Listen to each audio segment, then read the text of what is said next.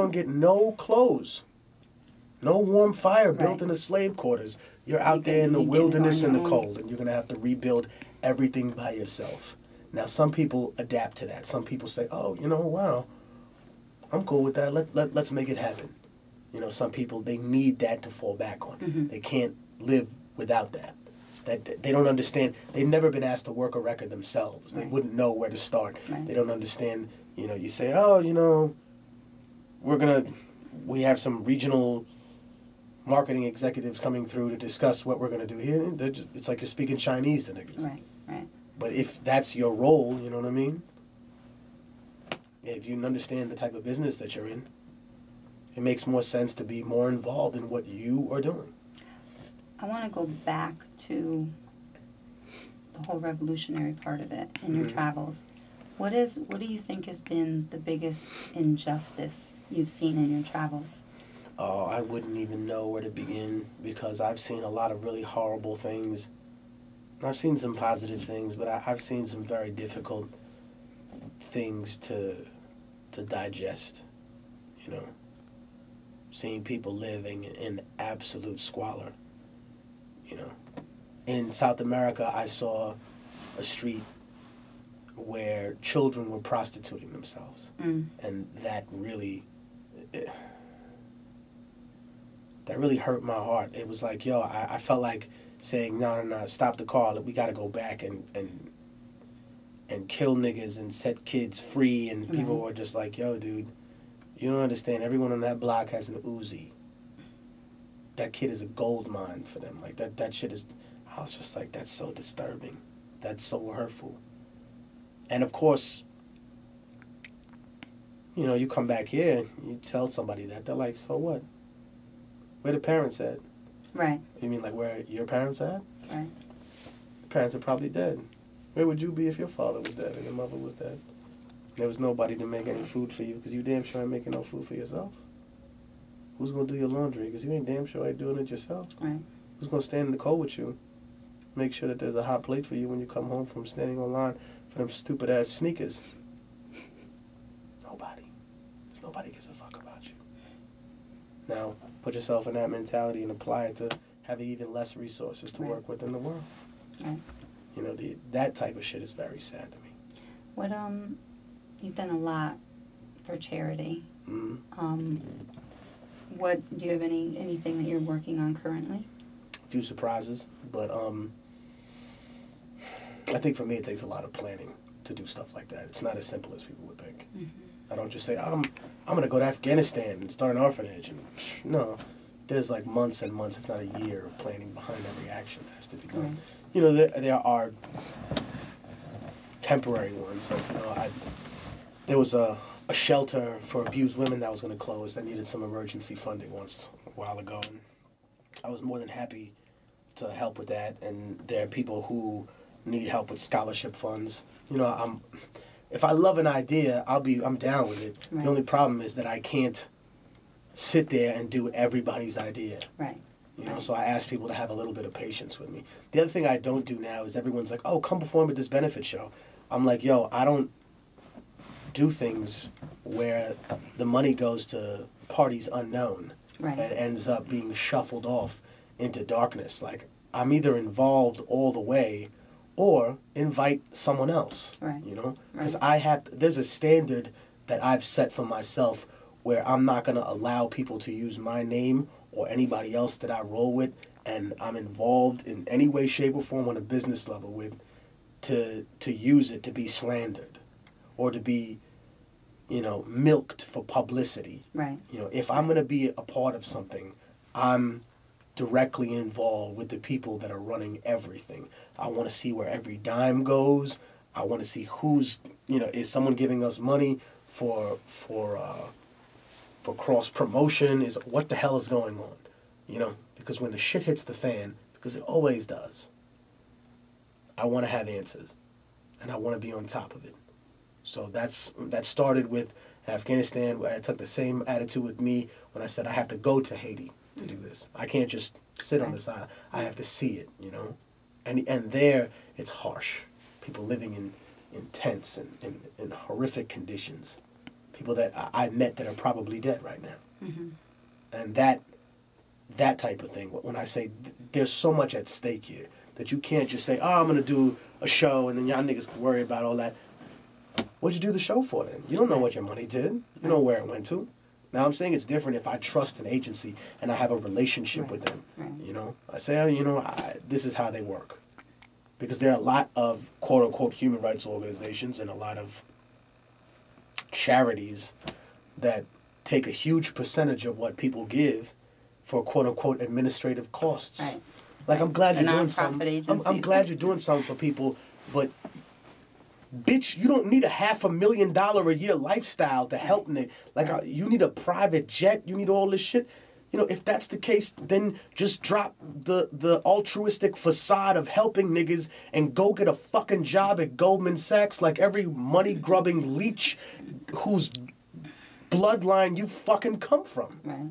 Don't sit there and pretend like you give a fuck about niggas and you slowly funneling off. That's a disservice to every single person, no matter what race, creed, color, him or her, that has broken their fucking fingers and worked themselves to the bone to help individuals who are living in destitute and in unsurvivable conditions. Because these people aren't doing it so that they can be in $1 million a year salary position. Right. They're doing it because they give a fuck about people and they're getting by and they're able to feed their family and help themselves. I mean, do you consider yourself a philanthropist? I mean, if you had Bill Gates money, would you be all over the place No, saving the world? No, I don't know. But I would cause a lot of problems for a lot of people if I had Bill Gates money. You know? I would cause a lot of problems for a lot of people that were really, really comfortable with the position of power that they've been in. But, you know, to get Bill Gates money, you gotta be dirty, you know? I'm sorry. You don't make that much money without fucking somebody over or doing something, you know, something illegal. Not all the time, but most of the time. Lots of times, yeah. I don't know. I think to me, philanthropy, yes, sure. I guess if people want to call me, I've been called everything: the activist, a revolutionary, a philanthropist, a humanitarian, you know, a terrorist. People have called me everything. I don't mind. You know, I just dare you to put those ideas up against me. Right. You know. Right. But that's fine. What's your IQ? I have no idea. I wouldn't be able to tell you. You don't want to know? No, my sister's smarter than me. I know that much. But, yeah, I have no idea. I never bothered to have it checked.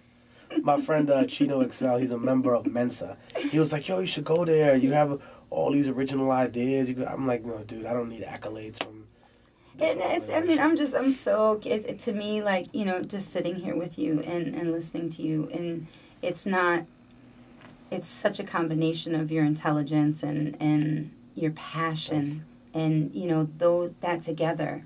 It's just, I'm not intimidated by very many people, and it's just like, you know, like, just being, like, I'm so curious, like, but anyway, with all that being said, you know, always wanting to, I'm sure you feel like you could always do more, could always do more, could always do more.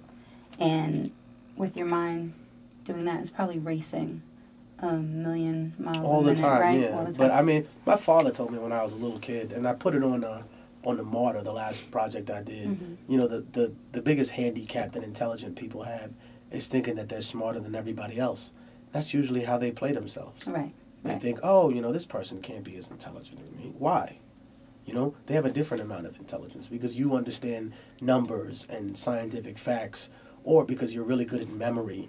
You know, that might mean that you're socially retarded. You might not know how to communicate. No, you're exactly right. You know, you don't have the ability to do that. Or, you know what? You have the amazing ability to be as sociable as possible. You have a genius level of social skills. Mm-hmm. In other words, I can come into a room and just by being around you and the way you act and your manner towards men versus women, I can tell whether, you know, you've been in an abusive relationship before. I can tell whether, you know, you trust your father or you don't. There are little things that the way you breathe, the way you look at people, the way you back up, the way you position your body, all of these things are my spies, and yet I cannot balance a checkbook. Right. There are different types of intelligences, I tell people all the time. So if you happen to have one of them, that's great. But don't for a second think that that makes you better than anybody else. Right. I mean, it's kind of a humbling thing for me to always drill into my head. You know, we work with children, actually, and that's like one of the things is like you always notice when a child excels in one area, you have to build them up in the other areas because you want them to be well-rounded. You don't want them to only stand out in one. I mean, of course, whatever you stand out in, that's probably what you're going to do because that's what you're good at. But you try to get them well-rounded, and it's the same exact thing that you're talking about. So with your mind going all the time, what do you, outside of music, outside of the studio, outside of your missions, when you're just home chilling by yourself, what do you do to unwind? Or what do you do for enjoyment? I go to the gym. Mm-hmm. I like that. I took a month off recently, so I got to go back and feel the pain. But that's good. It's good pain. Trying to think what else I love. I like to go to the movies. Yeah, I like to read. But mostly it's a lot of old books. Mm-hmm. Ancient literature, I love all different types of music.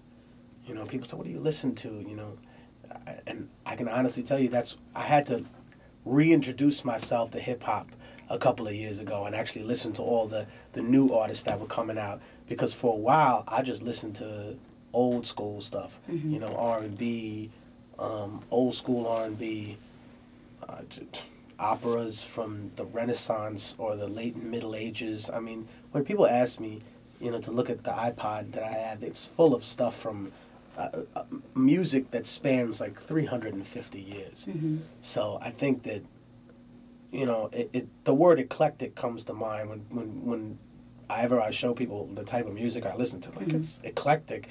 I'm like, no, it's just diverse. You know, that's it. I like to keep it as diverse as possible. You know, I think to unwind is hard because I don't think I ever really unwind. I don't think I take a vacation. You know, maybe one of these days, me and, you know, whoever my new shorty turns out to be, take a flight somewhere real nice. That would be a nice thing, you know. And stay away from the countryside, right? I don't know. I mean, you have I to don't stay mind. because if you'd be right back out there helping out if you went to the countryside. Because we did the same thing. Like we went to St. Lucia. Okay. And how beautiful the beaches are, but when you got on the little bus to go up the hills where they did all the you know, the farming and the cropping of the bananas and everything, it's like literally tin shacks. Oh, of course. No you know windows, what's funny? no doors, and To directly relate to what you were saying, when we went to Afghanistan, we stopped in Dubai, and I have a friend who stays there. So he was like, you know what? The plane always takes like, it's never a precise changeover. It's always going to be like 6 hours. Mm-hmm. You don't want to spend 6 hours in a stupid airport. Why don't you just take the flight the next day and stay in Dubai for like a day or two?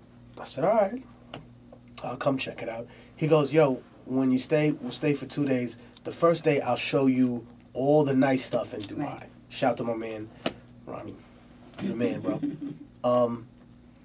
And the second day, he's like, I'll show you all the grimy shit. So the first day, we saw palatial estates. You know, we ate in a restaurant that had cars with one number on the license plate parked out front, or two numbers, or the two characters means you gave like $12 million to have it.